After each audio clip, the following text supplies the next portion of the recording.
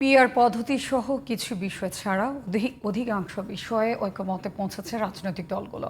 শিগগিরই লিখিত আকারে কমিশনের গৃহীত প্রস্তাবগুলোর চূড়ান্ত খসড়া প্রকাশ করা হবে বলে জানিয়েছেন ঐকমত্য কমিশনের সহসভাপতি অধ্যাপক ডক্টর আলী রিয়াজ। সংস্কার নিয়ে রাজনৈতিক দলগুলোর সঙ্গে জাতীয় ঐকমত্য কমিশনের দ্বিতীয় ধাপের আলোচনা শেষ হয় বৃহস্পতিবার। আলোচনার সুন্দর সমাপ্তি হওয়ায় সন্তোষ প্রকাশ করেছে বিএনপি, জামায়াত সহ অধিকাংশ রাজনৈতিক দল। তবে সংবিধানের 4 মূলনীতি বাদ দেওয়ার প্রশ্নে বিরোধিতা করে শেষ দিনের বৈঠক বর্জন করে কয়েকটি বাম সংগঠন। মহসিন কবিরের রিপোর্ট, জানাচ্ছেন আব্দুল মালেক। 15ই ফেব্রুয়ারি শুরু হয় ঐকমত্য কমিশনের কার্যক্রম। এরপর প্রাথমিক ধাপে বেশ কিছু বিষয়ে রাজনৈতিক দলগুলো ঐকমত্যে পৌঁছালে দ্বিতীয় ধাপে শুরু হয় আরও 19টি বিষয়ের আলোচনা। 23 দিনের এই আলোচনায় সংবিধানের 70 অনুচ্ছেদ, সংসদীয় স্থায়ী কমিটির সভাপতিত্ব, বিচার বিভাগের বিকেন্দ্রীকরণ, জরুরি অবস্থা ঘোষণা, প্রধান বিচারপতির নিয়োগ, সংবিধান সংশোধন সহ নানা বিষয়ে আলোচনা হয়েছে। আলোচনায় বেশিরভাগ ক্ষেত্রে ঐকমত্য প্রতিষ্ঠা সম্ভব হয়েছে বলে জানিয়েছেন কমিশনের সহসভাপতি অধ্যাপক ডক্টর আলী রিয়াজ। তবে কিছু কিছু ক্ষেত্রে নোট অফ ডিসেন্ট রয়েছে বলেও জানিয়েছেন তিনি। রাজনৈতিক দলগুলো অত্যন্ত সৌহার্দ্যপূর্ণ পরিবেশে আলোচনা করেছেন, ভিন্ন মতের মধ্যে দিয়ে গেছেন, তারপরেও তারা এক জায়গায় এসেছেন। ক্ষেত্র বিশেষে নোট অফ ডিসেন্ট থাকলেও আমরা যেটা দেখতে পেয়েছি সেটা হচ্ছে ঐকমত্য প্রতিষ্ঠার ক্ষেত্রে এক ধরনের প্রচেষ্টা সকলেরই ছিল।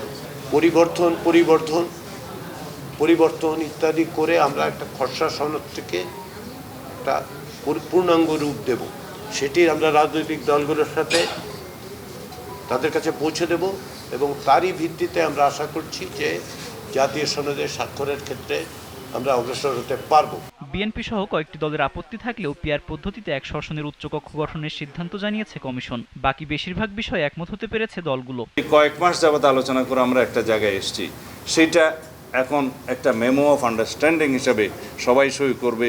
সরকারের পক্ষে মাননীয় প্রধান উপদেষ্টা, কমিশনের সদস্যবৃন্দ এবং আমরা সমস্ত রাজনৈতিক দল সই করবে এবং সেটা জাতির সামনে উন্মুক্ত থাকবে। আপনাদের কি মনে হয় কোনো রাজনৈতিক দল এইটার বিপক্ষে যে কোনোদিন এখানে রাজনীতি করতে পারবে? সেটা ভায়োলেশনের সাহস রাখবে? এই কয়েকদিনের মিটিংয়ে যে সমস্ত সিদ্ধান্ত হয়েছে এটাকে গুছিয়ে রাইট আপ করার জন্য একটু সময় লাগবে এবং এরপরেই তারা বাস্তবায়ন প্রক্রিয়া নিয়ে বলবে। 100 আসনের উচ্চকক্ষের ব্যাপারেও আমরা সবাই মিলে একমত হয়েছি, কিন্তু আমরা উচ্চকক্ষে পিআর এর বিষয়টা বেশিরভাগ দল একমত হয়েছি। বিএনপি সেটাতে নোট অফ ডিসেন্ট দিয়েছে। এই দীর্ঘ আলোচনার পর এইটা যদি এই কমিশন কিছুটাই বাস্তবায়ন করতে না পারে তাহলে তো এই আলোচনারই কোনো মানে ছিল না। তবে 72-এর সংবিধানের 4 মূলনীতি বাদ দেওয়ার অভিযোগ তুলে শেষ সময়ে ঐকমত্য কমিশনের বৈঠক বর্জন করেছে বাম দলগুলো। আমরা যে মূলনীতির বিষয়ে আলোচনা করছি সেটা শুধুমাত্র আমাদের চাওয়ার ব্যাপার না, এটার সাথে পাকিস্তানি প্রায় উপনিবেশিক যে শাসন তার বিরুদ্ধে যে 23 বছর বাংলাদেশের জনগণ লড়াই করেছে এবং আমাদের মহান মুক্তিযুদ্ধ,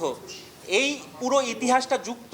90-এর আকাঙ্ক্ষা এবং 2024-এর আকাঙ্ক্ষা বাস্তবায়িত না হবে, আমরা আমাদের সংগ্রাম অব্যাহত রাখবো। আব্দুল মালেক, জিটিভি নিউজ, ঢাকা।